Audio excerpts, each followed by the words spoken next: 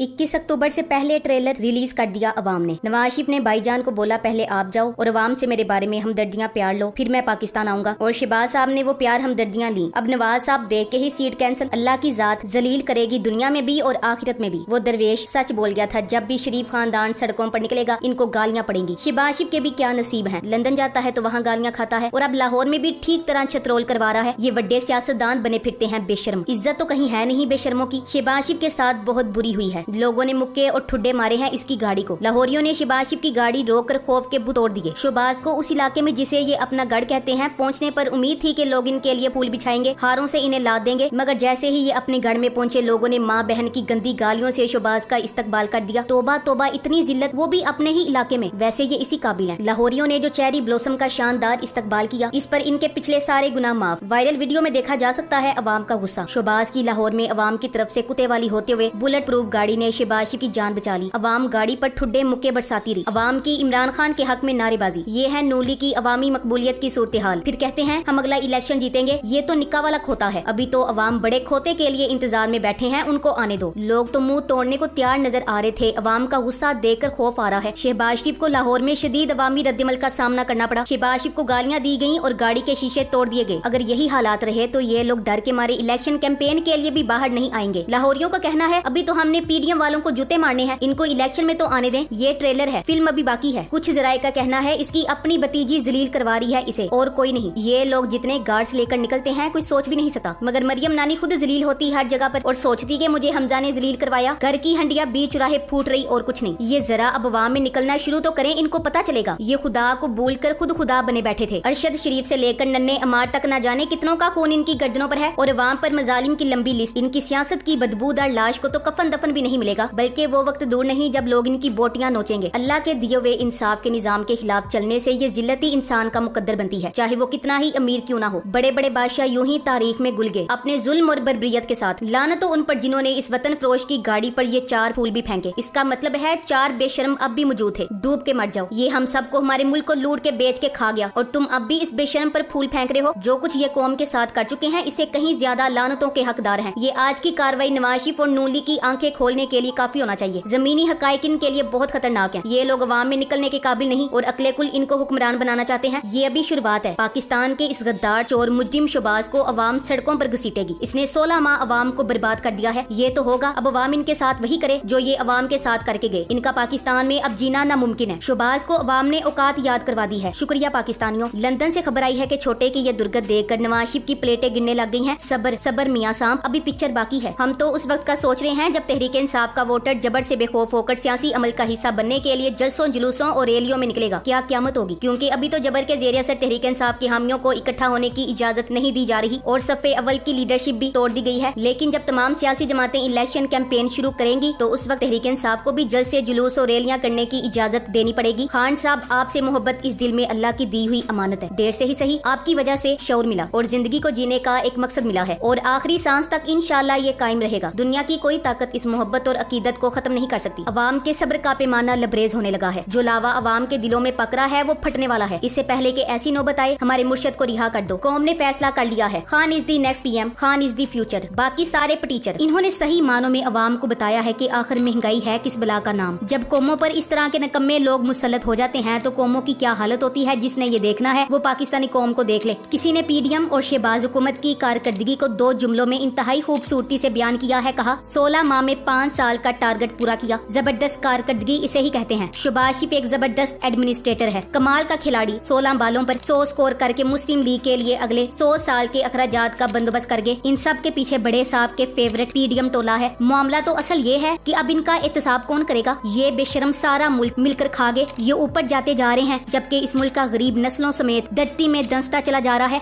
अब पीडीएम के सारे करतूत एक एक करके पाकिस्तानियों के सामने आ रहे हैं। चीनी स्कैंडल, मीडिया को 10 अरब खिलाने का स्कैंडल और अब सोलर स्कैंडल। चोरों ने एक बार फिर अवाम को गहरे जख्म लगाए हैं। सबसे पहले इनका मेगा शुगर स्कैंडल सामने आया। शुगर माफिया की इमा पर पहले चीनी दरामद की गई। इसकी तजवीज जरदारी ने दी, जिसकी अपनी दर्जन से ऊपर शुगर मिल्स हैं। अमल करने वाले साबिक वजीर आजम की शुगर मिल्स हैं। तरीन माफिया की शुगर मिल्स हैं। 90 रुपए बिकने वाली चीनी 185 तक पहुँच गई। रोऊ जिगर को या पीटू दिल को। बिजली बहरान के पीछे माफियाई कुव्वतें, बिजली बहरान के पीछे माफियाज, पेट्रोल की कीमत के पीछे माफियाज, इंसानों के मकबरे और इनके जजीरे सिर्फ 16 माह में बन गए। शहबाज शरीफ ने नवंबर 2022 में ऐलान किया था कि चीनी एक्सपोर्ट नहीं करेंगे, लेकिन चंद हफ्तों बाद ही इसकी धड़ाधड़ एक्सपोर्ट शुरू हुई, जिससे जखीरा अंदोजी हुई, चीनी की किल्लत पैदा हुई। शुगर माफिया ने 30 अरब रुपए की दिहाड़ी लगाई, जो अभी भी जारी है। एहतसाब की बात करते हैं, मगर जब कोई सच बोलता है तो इसे उसके ओहदे से हटा देते हैं। जैसा कि secretary Punjab food security Mohammad Zaman वीटू को टीवी शो में बैठकर सच बोलने यानी पीडीएम हुकूमत के शुगर स्कैंडल हकाइक मंजरेआम पर लाने पर इनके ओहदे से हटा दिया गया। इन्होंने तफसील से बताया था कि चीनी किस तरह मुल्क से बाहर बेची गई और फिर कैसे दोबारा खरीदी गई। बलोचिस्तान में चीनी की कीमत 230 रुपए फी किलो पहुँच गई है। लाहौर में 200 रुपए किलो है। 4 दिन पहले जब पीडीएम हुकूमत का शुगर स्कैंडल सामने आया तो बताया जा रहा था कि कीमत 220 तक पहुँच सकती है। वही चीनी अब वापस बरामद करके पैसे कमाने का जरिया निकाल लिया। लाखों टन चीनी जखीरा करके कीमत बढ़ाई गई और अवाम की जेब पर डाका डाला गया। 9 मई वाले दिन जिन लोगों ने मुंह पर कपड़े डाले हुए थे वो भी गिरफ्तार कर लिए, लेकिन चीनी स्कैंडल वाले नामजद 13 लोग आजाद घूम रहे हैं। गैस, बिजली, पेट्रोल, आटा और अब चीनी, आम आदमी की बुनियादी जरूरियात ही इससे छीनी जा रही हैं। पीडीएम का एक और मेगा करप्शन स्कैंडल मंजरेआम पर आ गया है। सोलर पैनल बरामद करने की आड़ में 73 अरब रुपए की मनी लॉन्ड्रिंग के अहम इंकशाफात सामने आ गए हैं। अवाम अब सर पकड़ कर बैठी है। एक मासूमाना सवाल अवाम से बनता है कि जहन पर जोर डालकर सोचें कि ये सोलर पैनल बनाने वाली कंपनी किसकी थी? बिल्कुल ये शहबाज शरीफ के बेटे